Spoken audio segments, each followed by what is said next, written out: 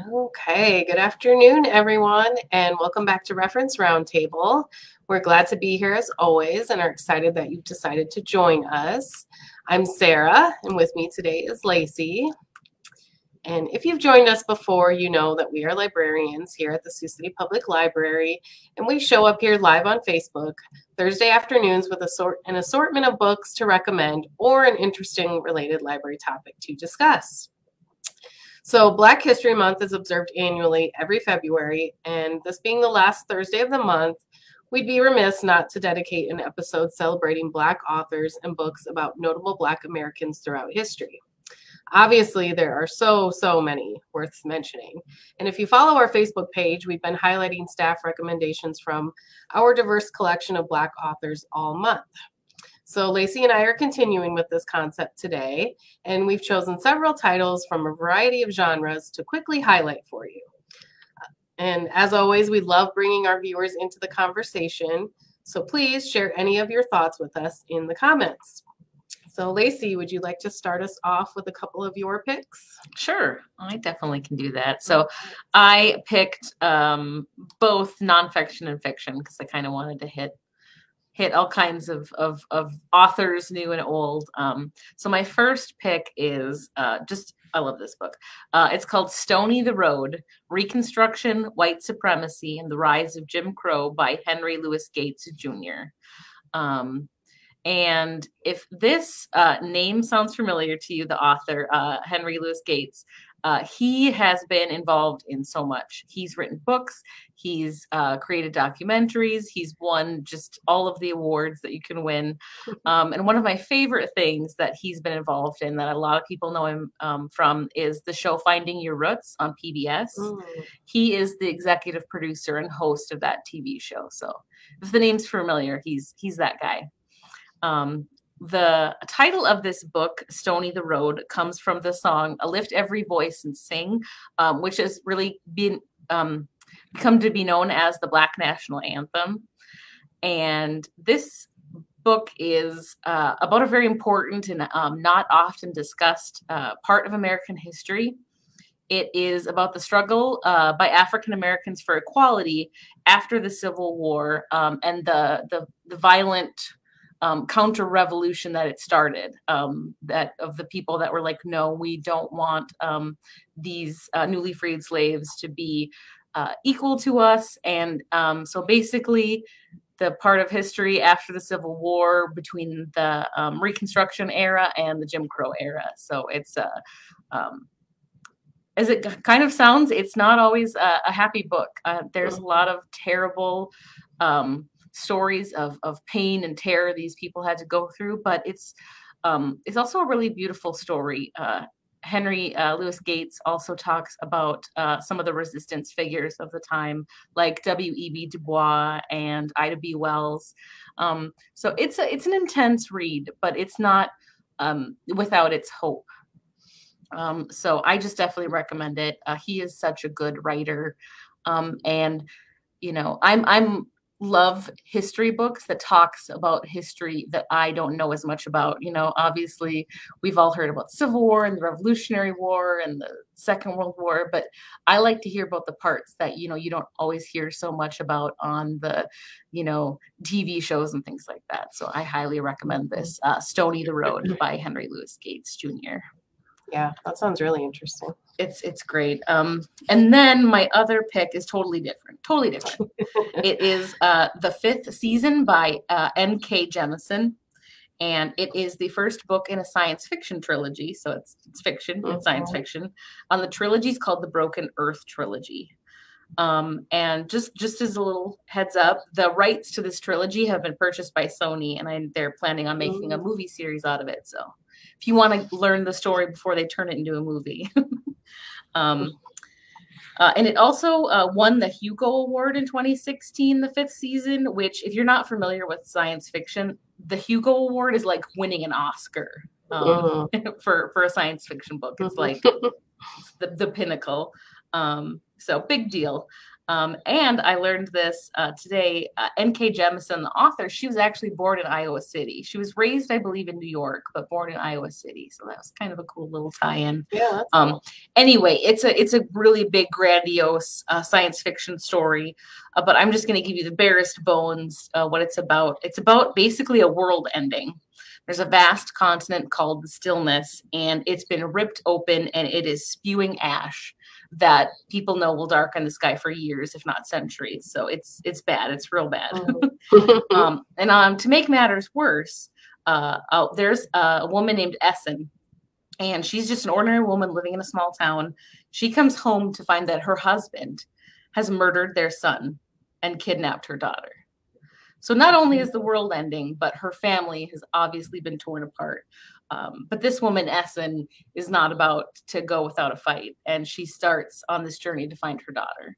And so that's obviously, where the story carries on from there. So it's definitely like a quest story. If you like, stories that start and take you kind of on this adventure, like Lord of the Rings I always think of as a good quest story. So it's definitely a must read if you're into those kind of epics.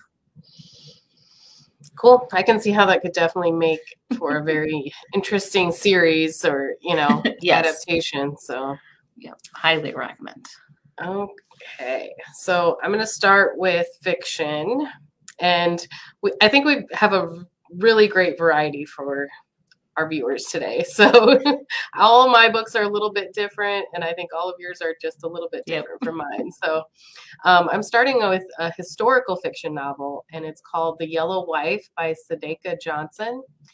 And it's fiction, but it is based on a true story. And it's based on the true story of Robert Lumpkin. He was a notorious jailer who owned a holding pen and what they called a breaking center. And this is where more than 300,000 enslaved people went through or were kept from 1844 to 1865. So Lumpkin was notorious for his cruelty and this jail. It was called Devil's Half Acre, and he was called the Bully Trader. So he was a really terrible man. And so while being who he was, he would claim women, some of the slave women, as his own, and he took one or bought her, whatever you want to say. And in the story, her name was Phoebe, but in real life, this was a woman named Mary, and she was actually a mixed race slave. And he took her on, and this is what you would call the Yellow Wife, because even though she was a mixed race, she wasn't white. She got to live in the big house with the master, and she bore 5 of his children. So it's definitely not an easy read. When I read the book, I honestly didn't realize it was based on a true story until I got to the end and read the author's note. So then I had to do some more digging on the historical facts, but it was a pretty tough read to get through, but also really interesting. And, even knowing that it was historically correct in most of it was even more interesting to me. So it was a really fantastically written story of this account. And even, the author says, like, when she heard about this story, it really reeled her in, and she had to do her own digging. So it's definitely worth the read, even though parts of it weren't as easy to read. Especially if you were interested in knowing what things were like back then. This is a good one. It was a good book to read. It sounds good. It sounds like you have to be prepared, Yeah. Yeah. But definitely. It sounds like a great story. It was a great story. So then my second pick, quite different from that book, is called Dressed in Dreams, A Black Girl's Love Letter to the Power of Fashion by Tanisha C. Ford. And so this book is so cool. And I love fashion, so there's no way I couldn't like this book, I feel like. But it's just like, so the way it's put together is really unique. So it's kind of like part pop culture commentary and then part memoir. So the author goes through like different styles of different time periods, and even like styles that were popular in her area, which was a lot of Midwestern cities where she lived, like Detroit, Milwaukee, and Chicago. So she'll take a piece of what was really popular at the time and then connect her life at that point when she was really into that style. So it's just super cool. And I found a quote that kind of encompasses what her purpose of this book is. So this is the quote here. It says, "Our garments are archives of memories, individual and collective, material and emotional, that tell these rich, textured stories of our lives. To make it plain, our clothes make us feel things, all the things." And yeah, so I agree with that statement. And it's just, I've never read anything quite like it, or even know of any other books that are quite like it. And also, it's been optioned by Sony Pictures for like a live action TV series adaptation. So I think it sounds like it's coming along, because it's being produced by Frida Pinto and Gabrielle Union. So I thought that was another interesting part of it. And I would, like a book like that, you want to see the styles and see everything. So when you were describing it, I was like, I want this to be a coffee table book that has like pieces of fabric in it, like so you can like touch it, like I don't know. I'm very tactile, so when I think about like clothes and stuff like that, I want to like, if somebody's describing this dress, I want to feel like what the dress feels like, and yeah, exactly. That's really cool. So it's cool, and yeah, it's such a mixture of things. I love books like that are kind of like collages. That is cool. Yeah. Maybe we need to make a book that's like a like an interactive, like they have kids books where you can like touch stuff inside. Maybe we need to make one of those for adults. Feel the puppy, like feel the lace or feel the velvet. Yeah, I would buy that. I like it in a heartbeat. I like it. All right, so back to my picks. I had to talk about this one. It is called My Bondage and My Freedom by Frederick Douglass. And, I don't know that he needs much introduction.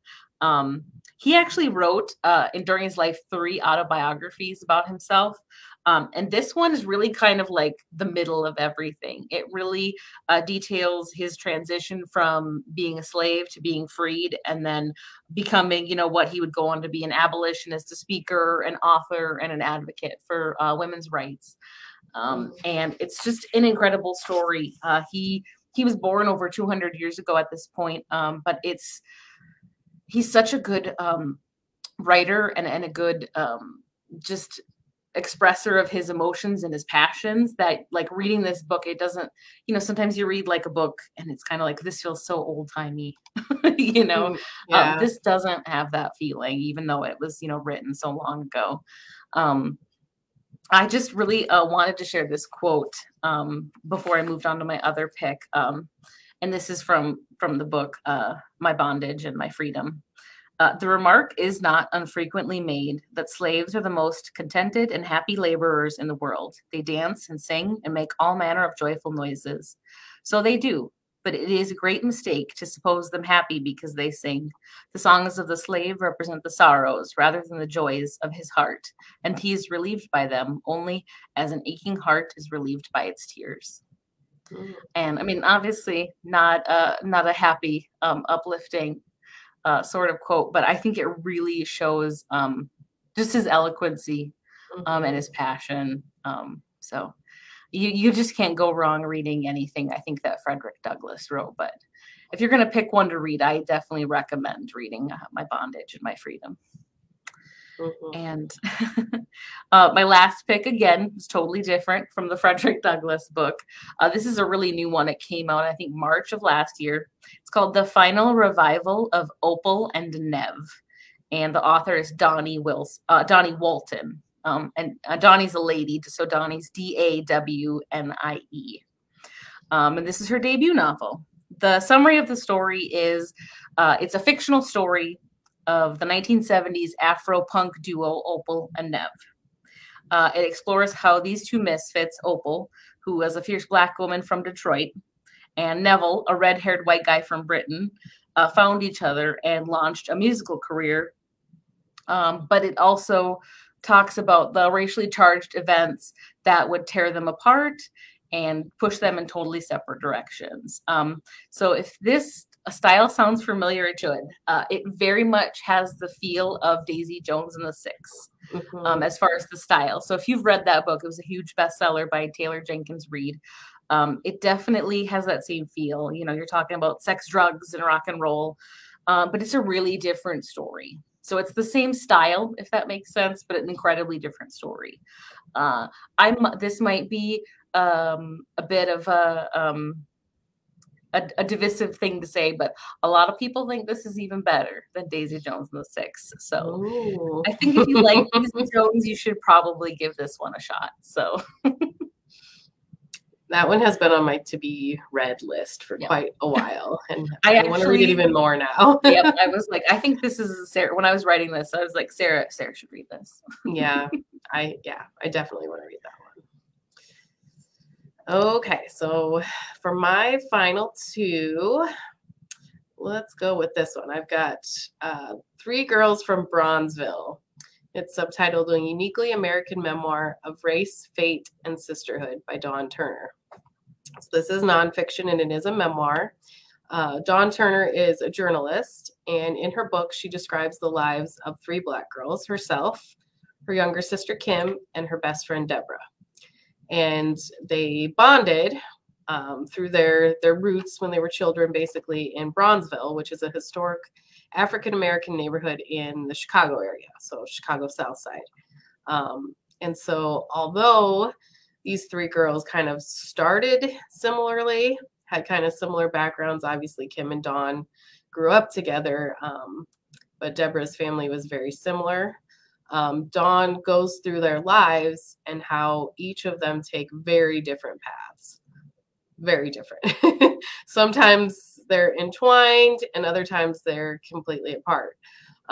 So I just read this book recently and I couldn't get through it fast enough. It was just so fascinating, and like a lot of memoirs usually are, there's a lot of heartbreaking moments, but a lot of inspiration as well. So this one just absolutely enthralled me.